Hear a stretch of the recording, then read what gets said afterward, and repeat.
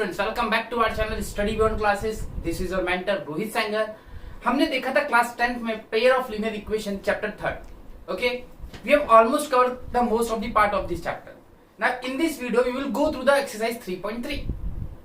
उससे पहले मैं आपको एक चीज बता दूं, अगर आपने प्रीवियस वीडियोस में नहीं देखी है, अगर आपने नहीं सीखा है कि एलिमिनेशन मेथड क्या होती है, क्रॉस मल्टीप्लिकेशन क्या होती है, सब्स्टिट्यूशन क्या होती है, then you must watch this. Then आप इस वीडियो को देखिएगा, क्योंकि ये एक्सरसाइज जो है ये बहुत ही थोड़ी अनऑर्डर्ड में है। ये जो 3rd चैप्टर बुक में दिया है वो थोड़ा एक्चुअल में सीक्वल उसका थोड़ा गलत है। क्यों? क्योंकि जो चीज उसने पहले डिमांड की है बाद में सिखा रहा है एक्सरसाइज में, तो मैंने सिस्टमैटिक वीडियो बनाई है, उसी सीक्वेंस को आप फॉलो करिए, आपको चीजें बहुत बेहतरीन तरीके से समझ में आने वाली हैं। आई होप आप वीडियो को एंजॉय करने वाले हैं। उससे सबसे इंपॉर्टेंट चीज हम डिस्कस करना चाहता हूं मैं आप लोगों से कि कभी भी ध्यान रखिएगा, जो वर्ड्स प्रॉब्लम है इसके नाम में ही word problem, it means it is make to create problem. इसका मोटिव ही प्रॉब्लम क्रिएट करने का है। तो आप कभी भी प्रॉब्लमेटिक मत होइएगा, आप चीजों को समझिए। Try to understand the concept, mean कि what is the demand of the question, कि क्वेश्चन की डिमांड क्या है। जो भी क्वेश्चन की डिमांड होगी you have to fulfil that. अगर आपने फुलफिल कर दी तो आप समझ जाएंगे कि क्या होगा, कैसे होगा और क्यों होगा। तो starting with exercise 3.3, question number 1, what you have to do. Question number first जो है सॉल्व करना है आपको by substitution method, by substitution method. Exercise 3.3 question number 1, substitution method. आपको डिस्क्रिप्शन में सब्स्टिट्यूशन मेथड की लिंक मिल जाएगी, आप सब्स्टिट्यूशन मेथड वहां से सॉल्व कर लीजिएगा। तो I am directly moving towards the question number 2, क्योंकि 1 जो है मैं काफी डिटेल में समझा चुका हूं। अगर आपको पर्टिकुलर कोई डाउट आता है किसी पार्ट में तो कमेंट बॉक्स में करके आप पूछ सकते हैं, मैं पर्टिकुलर उसकी वीडियो आपको बना के प्रोवाइड कर दूंगा। Okay, now moving to the question 2, you have to solve. हमें 2 इक्वेशन दिए, ठीक। इक्वेशन है 2x plus 3y equals to 11, and now again we have another equation 2x minus 4y equals to minus 24, equals to minus 24. What you have to do, you have to find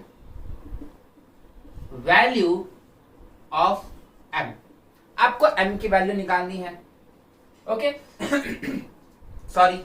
और आपको जो equation दी है वो है y equals to mx plus 3। इतनी बात समझ में आई? ये क्वेश्चन बहुत ज्यादा इंपॉर्टेंट है, बोर्ड एग्जाम्स में सीधा सीधा विदाउट चेंजिंग एनी वैल्यू ये क्वेश्चन आ चुका है बहुत बार, इसलिए इसके चांसेस बढ़ जाते हैं। और एक बात ध्यान रखिएगा, कभी भी अगर आपको m वाला क्वेश्चन मिलता है, k वाला, आपने इसकी इंपॉर्टेंस 9th क्लास में भी देखी होगी। 9th क्लास में भी इस टाइप के क्वेश्चन बहुत बार पूछे गए थे। Find the value of k, find the value of a, वैसे ही find the value of m है। पहले ये 2 इक्वेशंस हैं, सॉल्यूशन करें। चलिए, पहले 2 इक्वेशंस हैं, 2x plus 3y equals to 11 equation 1 and 2x minus 4y equals to minus 24 equation 2। Let me check कहीं, क्योंकि इक्वेशंस को लिखने से पहले आप एक बार चेक कर लीजिएगा, क्योंकि गलती हो जाती है। एक माइनस प्लस अगर आपने गलत कर दिया देन यू हैव टू पे the penalty of 4 to 5 marks, जो कि बहुत दुखदाई है। एक तो वैसे मैथ में कम स्कोर, बहुत मेहनत से स्कोर होता है, और फिर छोटी मोटी गलतियां आप पे भारी पड़ सकती है। सो pay attention toward it, okay. एक बार लिखने के बाद आप कॉपी में चेक करिए कि आपने वैल्यू सही उतारी हैं। अगर नहीं उतारी तो देखने में क्या हर्ज है, मुश्किल से 2 सेकंड भी नहीं लगेंगे आपको चेक करने में। बाद में 15 मिनट वेस्ट करने से अच्छा आप 2 सेकंड वेस्ट कर लीजिए। चलिए सॉल्व करें by elimination method, by elimination method. चलिए साइड चेंज करें, 2x को रिमूव करते हैं, minus plus plus cancel out. 3 में से 7 ऐड किया, 3y plus 4y 7y equals to 11 plus 24 35। y की वैल्यू कितनी आ गई? y की वैल्यू आ गई 5। पुट इन इसको पुट करते हैं 1 में, y की वैल्यू 5 डालिए, 2x plus 3y equals to 11, 2x plus 3 into 5 equals to 11. Okay, तो इट्स 2x.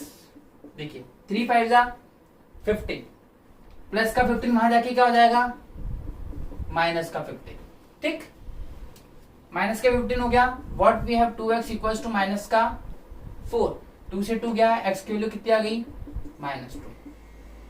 ये दोनों आ गए, x की वैल्यू आ गई, y की वैल्यू आ गई. Now since y equals to mx plus 3, ये गिवन है. आपने जो x की वैल्यू और y की वैल्यू निकाली है, put x equals to -2, y equals to 5. Put x equals to -2 and y equals to 5. Value डालें. ठीक, तो जैसी वैल्यू अपन ने डाली तो y की value 5 equals to -2 m plus 3. ये प्लस का 3 इधर आके माइनस का हो गया, तो 5 माइनस 3 इक्वल्स टू माइनस का 2m. तो 2 इक्वल्स टू माइनस का 2m. Got it. तो देखिए 2 से 2 गया, ये माइनस का साइन है, तो m की वैल्यू आ गई माइनस का. m की वैल्यू आ गई माइनस का. ये क्वेश्चन बहुत ही ज्यादा इंपॉर्टेंट है for exam point of view.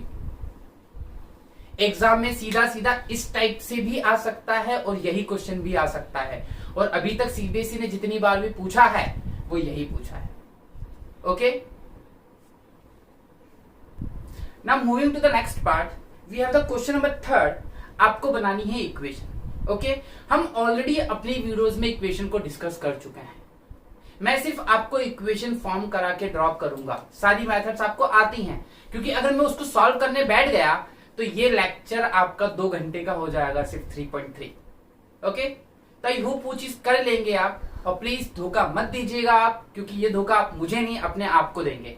तो ईमानदारी से करिएगा. अगर पढ़ना है तो, नहीं तो आप ड्रॉप कर सकते हैं वीडियोस को, कोई इशू नहीं है.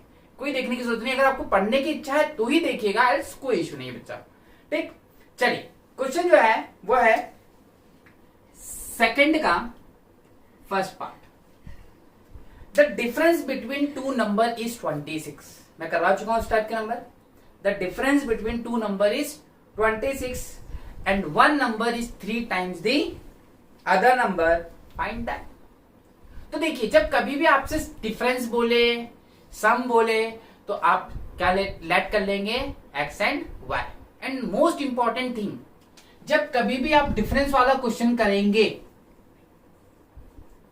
तो जब आप लेट करेंगे, then you have to keep one thing in your mind, that is आपको लेना है let larger number B and smaller B. समझे? आप यूं नहीं बोलेंगे let the number B x and let the number B y.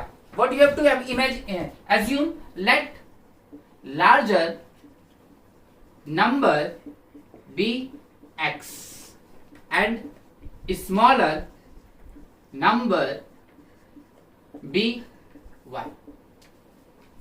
Larger को x माना, स्मॉलर को y माना. तो अब वो क्या बोल रहा है, अकॉर्डिंग टू क्वेश्चन. ये थोड़ा क्या 4 चांद लगा देता है, ये 4 चांद लगा देता है क्वेश्चन में. अकॉर्डिंग टू क्वेश्चन थोड़ा इफेक्टिव लगता है, क्वेश्चन थोड़ा देखने में अच्छा लगता है. तो the difference between 2 number is 26.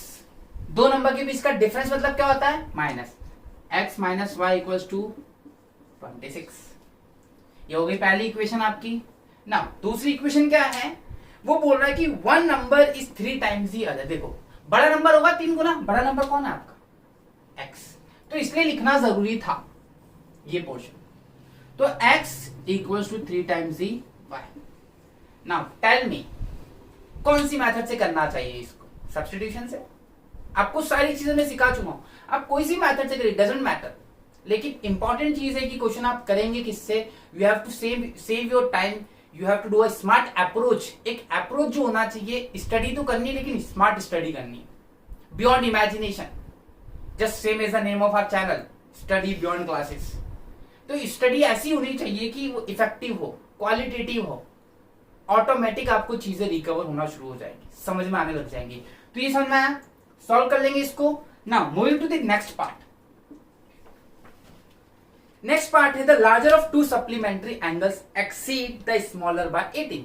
तो अगेन फिर आगे डिफरेंस वाला क्वेश्चन, तो let the larger number be x and smaller be y. चलिए मैं इसको नोट कर लिया होगा आपने, मैं इसको रब कर रहा हूं, ठीक। Same question, okay, second part. तो let the larger number be x and smaller be, तो बोल रहा है कि दो सप्लीमेंट्री एंगल्स है। अच्छा पहले तो ये बताइए कॉम्प्लीमेंट्री एंगल्स क्या होते हैं भाई? दो एंगल का सम कितना होता है? 90। सप्लीमेंट्री क्या होता है? चलिए थोड़ा सा, अगर आपको याद हो तो अभी पिछले साल 2-3 साल पहले आपकी जो एग्जाम होती थी वो 90 मार्क्स की होती थी।